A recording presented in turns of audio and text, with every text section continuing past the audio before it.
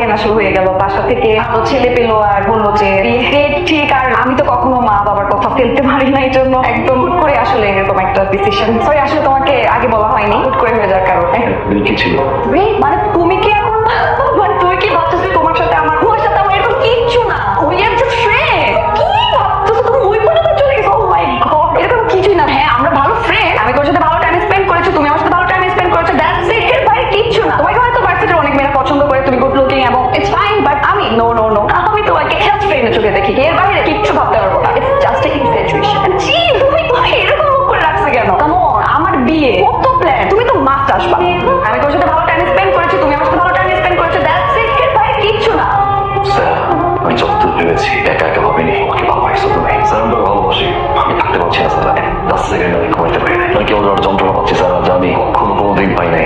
আমি তোমাকে ভালোবাসি স্যার, আর আমি এটাও জানি আমাকে ভালোবাসা। শুনলাম কোন এক নেতার ছেলের সাথে তোমার বিয়ে হচ্ছে। আমি জানি না কে যাত্রা কিসের স্যার, পরিবারের নেতা নাকি নেতার ছেলে। স্যার, আমি চা খেতে গেলে 500 বাইক আমার পিছনে থাকে, আমি বিপিত স্যার। যাকে ভালোবাসি তাকে উঠাই নিতে কত হাজার বাইক পিছনে থাকবে তুমি জানো স্যার, বাট আমি চাই না। একটা ওয়ার্ডে আমাকে একটা অ্যান্সার দাও স্যার, আই প্রমিস আমি এখান থেকে চলে যাবো sir. Do you love me, yes or no? সেটা তোমার মনে আছে, একবার বল ভালোবাসো, আমি এখান থেকে চলে যাবো স্যার, আই প্রমিস। তোর সামনে বলতে আসবো না কখনো না, একবার বলো না ভালোবাসো, একবার বলো না ভালোবাসো।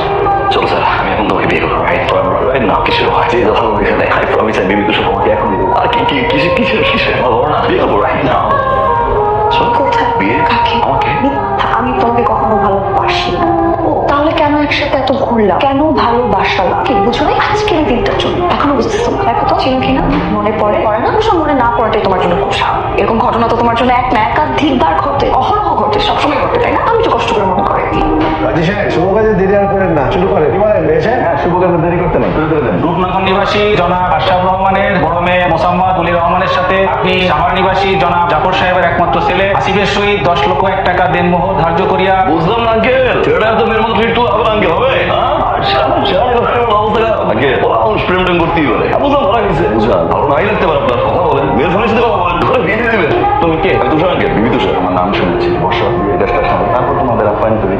আমার একটা মিটিং আছে আঙ্কেল, আমি বেশি করে বলবো না, আরেকদিন আসবো। আমি আসছি বরকে উঠে নিয়ে যেতে। বরকে উঠে নিয়ে যাবো মানে? বুঝলাম আঙ্কেল, আপনার সাথে প্রেম করছে, আর মেয়ের সাথে টুট করে বিয়ে দিবেন, এটা কথা ভাবছেন? অবস্থা কি এভাবে কি সমাধান হয় আঙ্কেল? এই রাজি বিয়ে দে আচ্ছা গেলাম বলা নিয়ে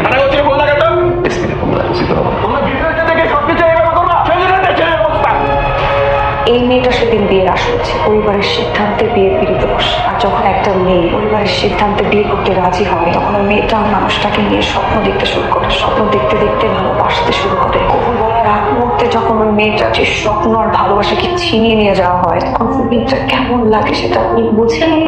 সেটা আপনার বুঝতে হবে। পরিবার, আত্মীয়, সমাজ, সবার সামনে যখন মেয়েটার বিয়ে ভেঙে যায়, মেয়েটার কেমন লাগে সেটাকে আপনি বোঝেন? কতটা ছোট হতে হয়, কি পরিমাণের কথা শুনতে হয়, কি কি ফেস করতে হয়, সেটাকে আপনি বোঝেন?